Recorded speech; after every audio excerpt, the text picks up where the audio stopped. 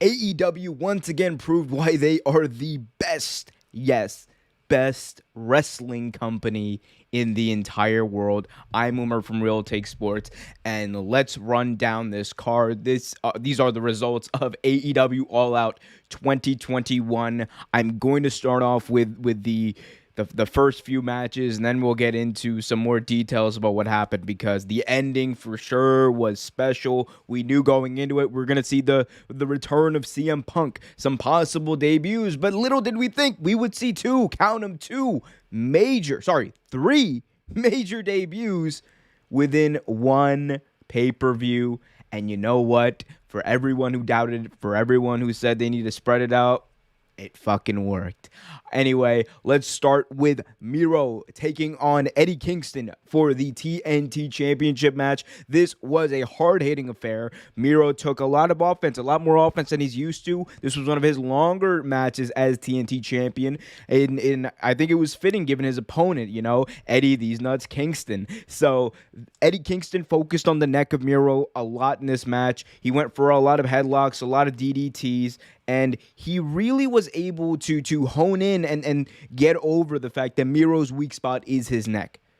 That being said, we did see Miro end up retaining his belt after Miro hit Eddie Kingston's head off an exposed turnbuckle, allowing Miro to deliver an undetected low blow from the official, score the tainted victory via his big kick. Miro defeated Eddie Kingston to retain the TNT Championship.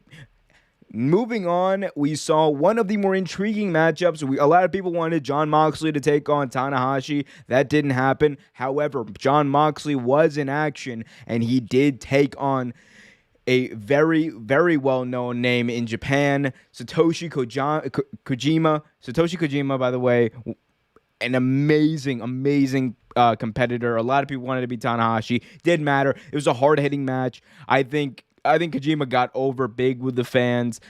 Moxley ended up with the victory after hitting the double arm DDT. But what everyone's talking about, as great as this match was, what everyone's talking about is what happened after the match.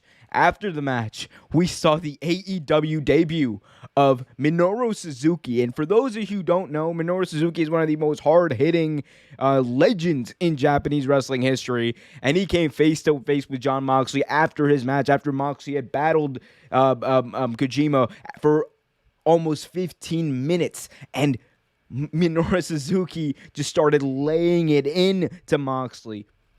And he ended up catching Moxley with a near rear naked choke, and the transition to a Gotch pile driver, and he stood tall over Jon Moxley. And we also found out later in the night that Moxley versus Suzuki is going to be the match for Jon Moxley's homecoming at AEW in Cincinnati, at AEW Dynamite in Cincinnati this weekend. Getting a little tongue-tied. It was a huge event, but this was a pretty good match. Nothing flashy, but I loved the physicality, and I think it kind of set the tone. A lot of these matches early on were very physical, and you didn't necessarily really need the high work rate, I guess, comparatively to as we saw later in the night. But anyway, match after that, they went right into the AEW Women's World Championship match. Dr. Britt Baker, DMD, defended her world title against Kris Statlander, the undefeated Kris Statlander.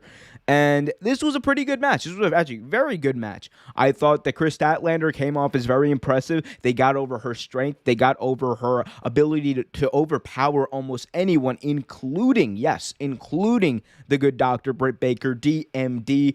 And that was kind of the story of the match. We saw many spots where Britt Baker was able to outsmart her way because she didn't have the physical prowess of Kris Statlander. In the end, though, we saw that Britt Baker, again, she got the advantage doing her curb stomp, followed by the lockjaw, and that led to her retaining her AEW Women's World title. And again, that was a very fun match. All the first three matches, I just want to say, were all good, great opening matches, but they paled in comparison to the next few moments and the next few matches. After that, we saw the steel cage match for the AEW Tag Team Championships. The Lucha Bros took on the reigning champs, the Young Bucks, inside of a steel cage. And I know I sound like a Dave Meltzer mark, but this was the match of the night by far. Match of the year, probably. I am sorry, Ilya Dragunov and Walter, but this was amazing. Captivated by every waking moment of this match. We saw so much put into this match. We saw the bond of brothers, two pairs of brothers fighting each other, two rival teams that know each other very well. The action was fast and furious. The Bucks dominated early, using a lot of tandem offense on Penta and Phoenix. And we also got to the point where they were having their masks ripped off. Ray Phoenix and Pentagon Jr. were having their masks ripped off by the Young Bucks, and in a great dishonor and a great disrespectful move by them, getting over their heel gimmicks.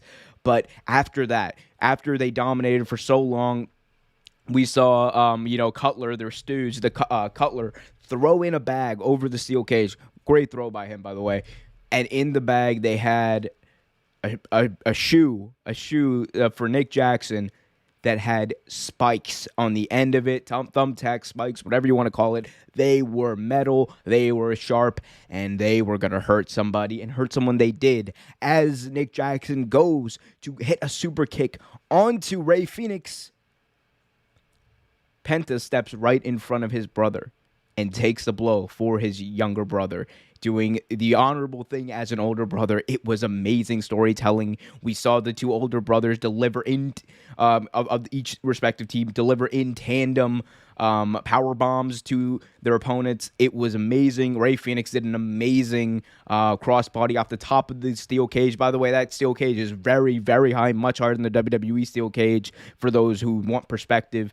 And they killed it. They killed it. This was such a great match. Phoenix soared off the top rope, wiping out everyone, joining Penta for a spike pile driver on Nick Jackson for the win and the tag team titles. The Lucha Bros, Penta and Ray Phoenix win in another instant classic match of the year, whatever you want to call it. The Young Bucks versus the Lucha Bros is money, and no one can debate that. I think it was the right decision for them to make this move to have the Lucha Bros win the belts. I don't think you really need to have the Young Bucks keep the belts, especially where they're going. But we'll get into that a little later on in this. Anyway, so the Lucha Bros became the new AEW Tag Team Champions of the World, and after that, we saw another very intriguing match and another very intriguing moment.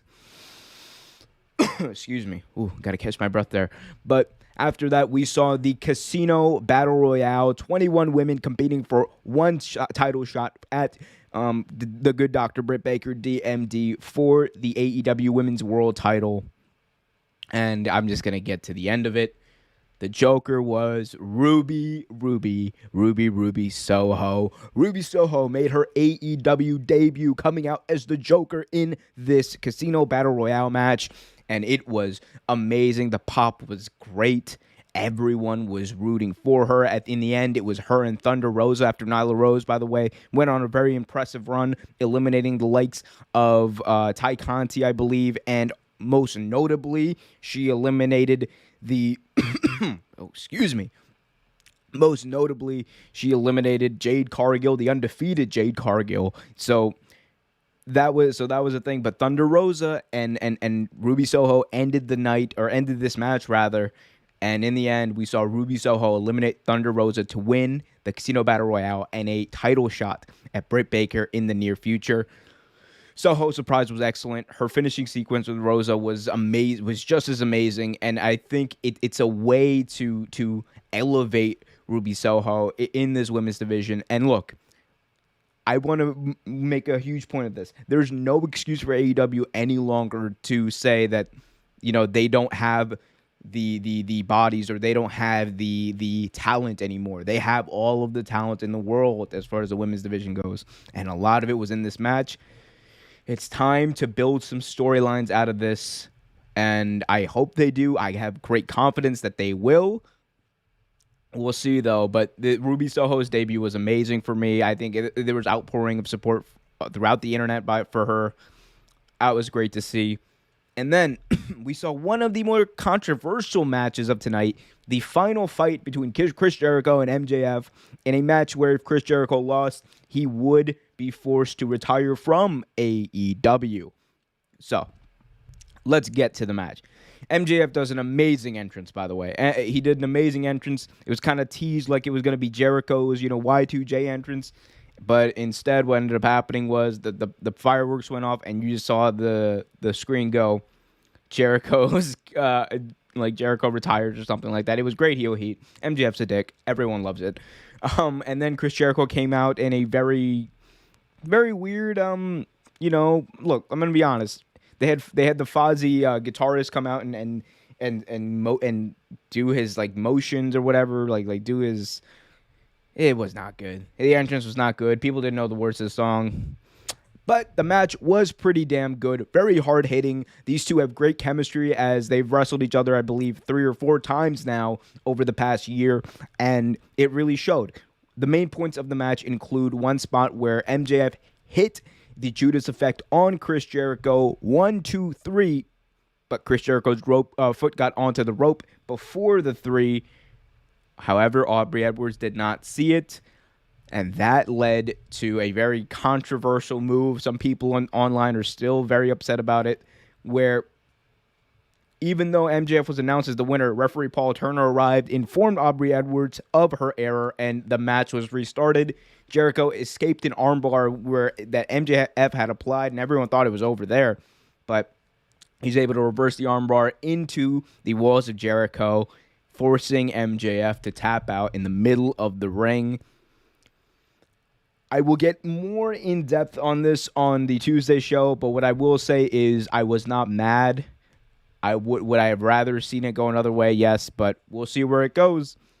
Anyway, moving on. The match that everyone bought this show for, the match that everyone watched this show for, CM Punk's return match against Darby Allin. The questions were, what is CM Punk going to look like?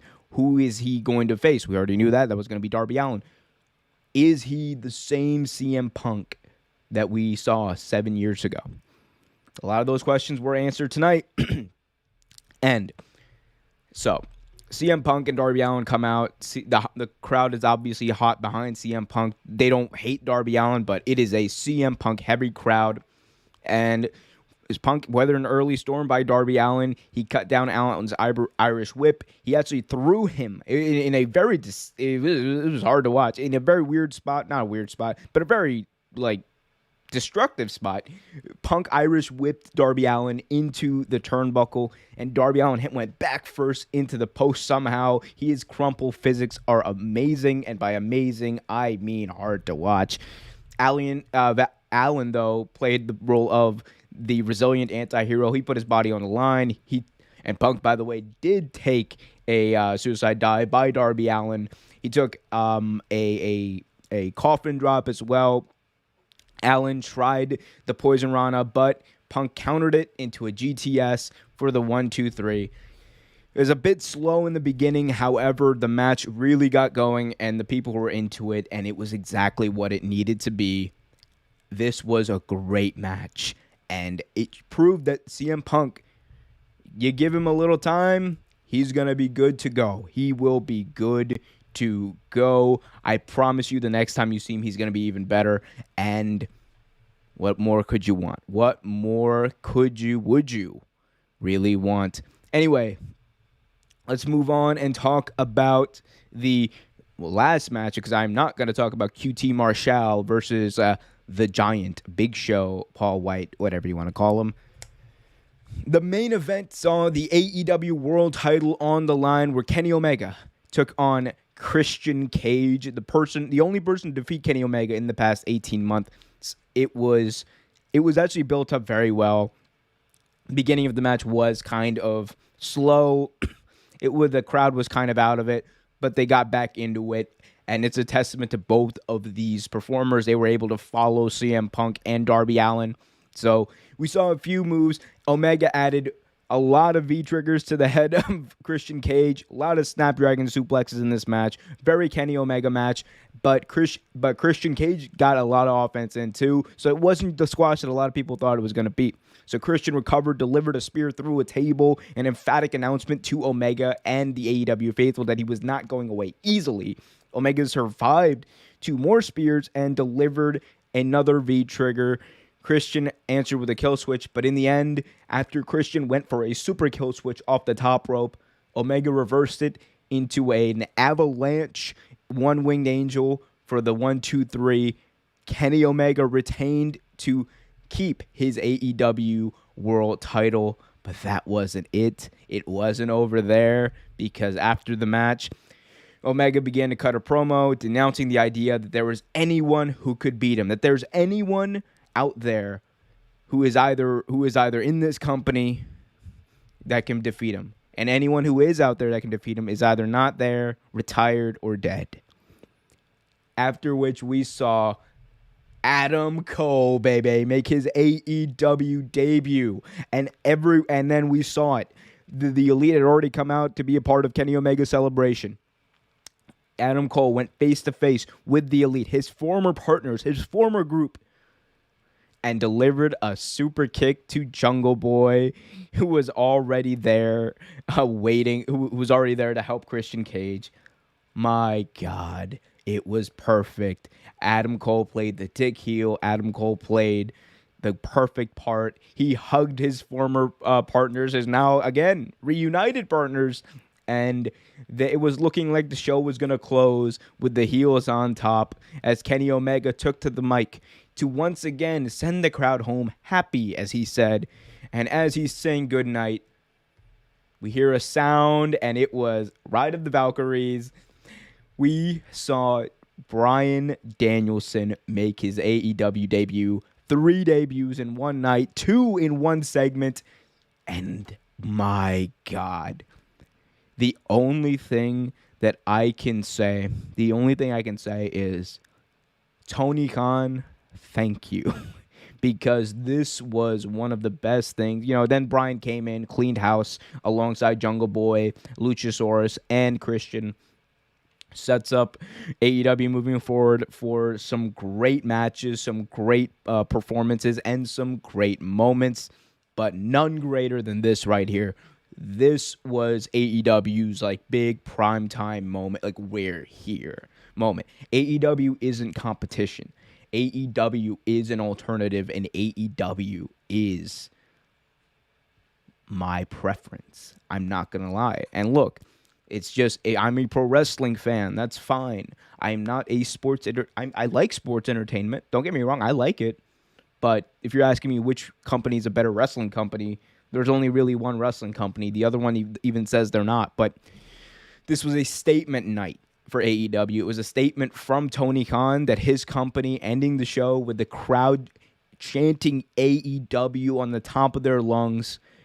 It signified a hardcore devotion that we have not seen from wrestling fans in a long time. And my God, it really, I don't like hyperbole. I don't usually like hyperbole, but truly I think this is AEW's best pay-per-view they've put on since Double or Nothing. It might, the original Double or Nothing, it might even be better than that. I don't know.